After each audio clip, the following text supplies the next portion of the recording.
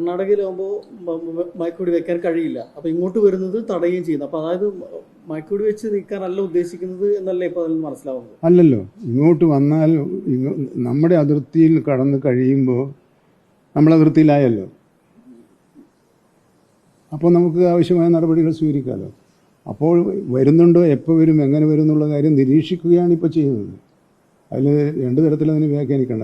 ഇപ്പം പിന്നെ നിരീക്ഷിച്ചു കഴിഞ്ഞാൽ അവർ വന്നു കഴിഞ്ഞാൽ അടുത്ത അനന്തര നടപടിയിലേക്ക് പോകും. അതുകൊണ്ട് നിർത്തിവെക്കാനാണെങ്കിൽ ഇത്രയധികം ആൾ വേണ്ടല്ലോ. ആദ്യം ഈ റേഡിയോ കോൾ സിഗ്നൽ കർണാടക നൽകുന്നില്ല എന്നുള്ള വിവരം ഉണ്ടായിരുന്നു. ഇപ്പോൾ അതെല്ലാം കൃത്യമായി കിട്ടുന്നുണ്ടോ? അല്ല, ഇപ്പം ആശയവിനിമയങ്ങൾ ശരിയായി നടത്തുന്നുണ്ട്. ഏറ്റവും ഒടുവിലുണ്ടായത് ഈ അതിർത്തിയിൽ വന്നപ്പോൾ പ്രാദേശിക ഉദ്യോഗസ്ഥന്മാർക്ക് ആ കാര്യത്തിലൊരു തീരുമാനമെടുക്കാൻ സാധിക്കില്ല. അതുകൊണ്ട് സംസ്ഥാന സർക്കാർ ഉന്നത ഉദ്യോഗസ്ഥന്മാരുമായി കർണാടകയിലെ ഉന്നത തലത്തിലെ അധികൃതരുമായി ബന്ധപ്പെട്ടുകൊണ്ടിരിക്കും. തമിഴ്നാടുമായി ഇതുമായി ബന്ധപ്പെട്ട് ചർച്ച നടത്തി. പ്രത്യേകിച്ച് 3 വനമേഖലകളും ഒരുമിച്ച് നിൽക്കുന്ന ഉണ്ടായിരുന്നു. അവരുടെ പ്രതിനിധികളും യോഗത്തിലുണ്ടായിരുന്നല്ലോ. മന്ത്രിക്കും വകുപ്പിനുമെതിരെ പ്രതിപക്ഷം നിരന്തര ആക്ഷേപങ്ങൾ ഉന്നയിച്ചുകൊണ്ടിരിക്കുകയാണ്. അതെന്തെങ്കിലും നിങ്ങൾ പറഞ്ഞു തന്നെയാണ് ഉത്തരം. പ്രതിപക്ഷം ആക്ഷേപം ഉന്നയിക്കുകയാണ്. അതവർക്ക് സ്വാതന്ത്ര്യമില്ലേ? അതിൽ ഞാനെന്ത് പറയാനാണ്? അല്ല, മന്ത്രി അവിടെ സമയത്ത് പോയത് കൃത്യമായിട്ട് ഇടപെട്ടില്ല എന്നുള്ളതൊക്കെ ആക്ഷേപങ്ങളുണ്ട്. അതെ, ആക്ഷേപമാണല്ലോ. ഞാനതിനെപ്പറ്റി നേരത്തെ പറഞ്ഞു കഴിഞ്ഞു. കാരണം നമ്മൾ വകുപ്പ് എന്നുള്ള നിലയിൽ ഞാനവിടെ പോയില്ല എന്ന് ആക്ഷേപം. ഇനിയിപ്പം ഞാൻ അവിടെ പോയില്ല എന്ന് പറയില്ലല്ലോ, വൈകിപ്പോയി എന്നല്ലേ പറയുള്ളൂ. ഇനിയിപ്പം ഞാൻ പോയില്ല എന്നത് ആക്ഷേപമില്ലല്ലോ, ഞാൻ വൈകിപ്പോയി എന്ന് വേണമെങ്കിൽ പറയാം. അല്ല, നേരത്തെ പോകേണ്ടതായിരുന്നു തോന്നുന്നുണ്ടോ? അല്ല, അതിലേക്ക് നമ്മൾ പിന്നീട് തിരിച്ചു പോകണ്ട. കാരണം നമ്മൾ ആ അധ്യായമൊക്കെ കഴിഞ്ഞ് അവിടെ ഒരു ആ കാര്യത്തിൽ അവർ പ്രതിഷേധിച്ചു. ആ പ്രതിഷേധം പിന്നെ സമരമായി മാറി.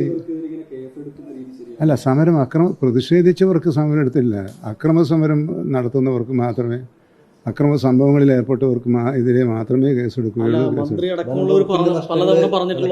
അത് സ്വാഭാവികമാണ് അവിടുത്തെ പ്രതിഷേധം, അവിടുത്തെ ജനങ്ങൾ. അല്ല, സ്വാഭാവികമായ പ്രതിഷേധം എന്ന് പറയുന്നത് പൊതുസ്വത്ത് നശിപ്പിക്കലല്ല. അതിനൊക്കെ വ്യവസ്ഥയുണ്ട്. ആ വ്യവസ്ഥ അനുസരിച്ച് മാത്രമേ പോലീസ് പ്രവർത്തിക്കുകയുള്ളൂ. അല്ലാതെ വ്യവസ്ഥകൾ മറികടന്ന് പ്രതികാര ബുദ്ധിയോടുകൂടിയ ഒരു നീക്കവും അവർക്കെതിരെ ഉണ്ടാവില്ല. അവിടെ കാര്യമായിട്ട് നടന്നത് വനം ഉദ്യോഗസ്ഥരെ തടയൽ മാത്രമാണ്. അതിനപ്പുറത്തേക്കൊരു കാര്യങ്ങളൊന്നും നടന്നിട്ടില്ല എന്നുള്ളതാണ് അവർ പറയുന്നത്. അതനുസരിച്ച് കേസ് ഉണ്ടാവുള്ളൂ. അല്ലാതെ കേസ് എന്താണോ അവിടെ സംഭവിച്ചത് ആ സംഭവിച്ചതിൻ്റെ അനുസരിച്ചാണ് പോലീസ് കേസ് എടുക്കുന്നത്. പോലീസ് കേസ് എടുക്കുന്നതിൽ വനംവകുപ്പ് ഇടപെടുന്നേ ഇല്ല. വനം വകുപ്പിൻ്റെ വാഹനമൊക്കെ നശിപ്പിച്ചില്ലേ, കേടുപാടി വരുത്തിയില്ലേ, വനം വകുപ്പ് ഉദ്യോഗസ്ഥന്മാരെയും ജില്ലാ കളക്ടറെയും തടഞ്ഞു വെച്ചില്ലേ. അതൊക്കെ ജനാധിപത്യപരമായ രീതിയിലുള്ള പ്രതിഷേധം. നമുക്കെതിരെ രാഷ്ട്രീയ ഗവൺമെൻറ്റിനെതിരെ പ്രതിഷേധിക്കുന്നതും മന്ത്രിക്കെതിരെ പ്രതിഷേധിക്കുന്നതും തമ്മിലും എല്ലാം ഒരുപോലെയാണോ? അത് തമ്മിൽ വ്യത്യാസമുണ്ടല്ലോ, ഓരോന്നിനും ഓരോ വ്യത്യാസമുണ്ടല്ലോ. ഈ ദൗത്യം ആരംഭിച്ചത് 14 ദിവസമാകും, 2 ആഴ്ചയോട് അടുത്താണ് ഈ ദൗത്യം ആരംഭിച്ചത്. എത്ര ദിവസത്തെ പ്ലാനാണ് അതുമായി ബന്ധപ്പെട്ട് തയ്യാറാക്കിയത്? അങ്ങനെ എന്തെങ്കിലും പ്ലാനോട് കൂടിയാണോ മുന്നോട്ട് പോകുന്നത്? ഇതിനെ പിടികൂടാനുള്ള സാഹചര്യം ഒരുങ്ങുന്നത് വരെ ആ പ്ലാൻ ഉണ്ടാവും. ഈ പ്രതിഷേധങ്ങൾക്ക് പിന്നിൽ ഒരു രാഷ്ട്രീയ അജണ്ട ഉണ്ടെന്ന് കരുതുന്നുണ്ടോ മിനിസ്റ്റർ? അല്ല, ഇപ്പോൾ രാഷ്ട്രീയ സമരങ്ങൾ നടന്നുകൊണ്ടിരിക്കുകയല്ലേ. ഇപ്പം BJP ആയാലും UDF ആയാലും കോൺഗ്രസ് ആയാലും രാഷ്ട്രീയ അടിസ്ഥാനത്തിലുള്ള സമരങ്ങൾ നടത്തിക്കൊണ്ടിരിക്കുകയാണല്ലോ, പ്രതിഷേധങ്ങൾ നടത്തിക്കൊണ്ടിരിക്കുക. അപ്പോൾ ഒരു ഉദ്ദേശമില്ലാതെ വെറുതെ ആൾ സമരം നടത്തും. കർഷകർ സമരം നടത്തുന്നതും രാഷ്ട്രീയ പാർട്ടികൾ സമരം നടത്തുന്നതും രണ്ടും രണ്ടല്ലേ. അല്ല, വലിയൊരു നേതൃത്വമൊന്നുമില്ലാതെ തന്നെ അല്ല, അത് കർഷക സമൂഹം ഇപ്പം രാഷ്ട്രീയ പാർട്ടിയുടെ ആഭിമുഖ്യത്തിലാണല്ലോ. ഇന്നലെയും നടന്നത് അങ്ങനെയാണല്ലോ. ദിനത്തിൽ അവിടെ പ്രതിഷേധം നടന്നതോടെ വൈദികരുടെയൊക്കെ നേതൃത്വത്തിൽ അതിൽ രാഷ്ട്രീയം ഉണ്ടെന്ന് പറയാൻ പറ്റുമോ? അല്ല, ആരുടെ നേതൃത്വം എന്നുള്ളതല്ല. അവിടെ വിവിധ ജനവിഭാഗങ്ങൾ വിവിധ ബാനറുകളിൽ സമരം നടത്തിയിട്ടുണ്ട്, പ്രതിഷേധം നടത്തിയിട്ടുണ്ട്.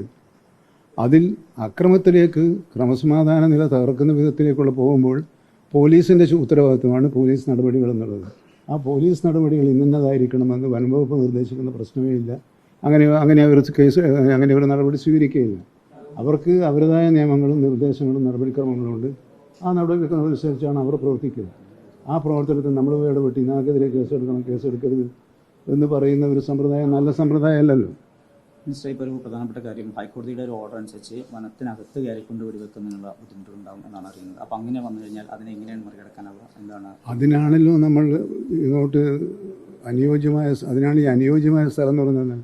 വെടിവെക്കാൻ പറ്റിയ അന്തരീക്ഷമുള്ള ഒരു സ്ഥലത്തെത്തിയാൽ അത് വനത്തിനുള്ളിലല്ല. അതായത് ജനവാസ കേന്ദ്രത്തിൽ ഇനി ഇറങ്ങിയാലേ വെടിവെക്കും. ജനവാസ കേന്ദ്രത്തിലെത്തണമെന്നില്ല, ഒഴിഞ്ഞ സ്ഥലത്തെത്തിയാലും മതി. വനമേഖലയിൽ വെടിവെക്കാം. വനാതിർത്തിക്ക് പുറത്ത് വനാതിർത്തിക്ക് ഇപ്പം പുറത്ത് അതാണ് അദ്ദേഹം കോടതി പറഞ്ഞത്. പക്ഷേ അതിൻ്റെ ഒരു ക്ലാരിഫിക്കേഷൻ നമ്മൾ ചോദിക്കും. താങ്കൾ ചോദിച്ചതുപോലുള്ള ചോദ്യങ്ങൾ നമ്മൾ കോടതിയോട് നമ്മൾ അന്വേഷിക്കുന്നുണ്ട്. കാരണം വനാതിർത്തിക്ക് പുറത്ത് ജനവാസ മേഖലയിൽ ഇറങ്ങുന്ന ആനയാണ് എന്ന് ബോധ്യപ്പെട്ടാൽ ചെയ്യാമോ ഇല്ല. പക്ഷേ കോടതി നേരത്തെ എടുത്തതിനേക്കാൾ കുറച്ചും കൂടി അയവുള്ള നിലപാടാണ് സ്വീകരിച്ചിട്ടുള്ളത്. നേരത്തെ അത് തൊടാൻ പാടില്ല എന്നുള്ളതായിരുന്നു, വെടിവെക്കാനേ പാടില്ല എന്നുള്ളതായിരുന്നു.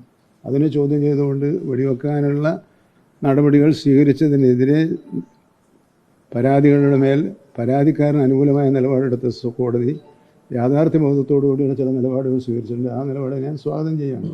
മറ്റു കാര്യങ്ങളൊക്കെ അതിൻ്റെ അനുബന്ധമായി വരുന്ന ചെറിയ കാര്യങ്ങളില്ല, അതൊക്കെ നമ്മൾ വലിയ പ്രാധാന്യം കൽപ്പിക്കേണ്ടതൊന്നുമില്ല.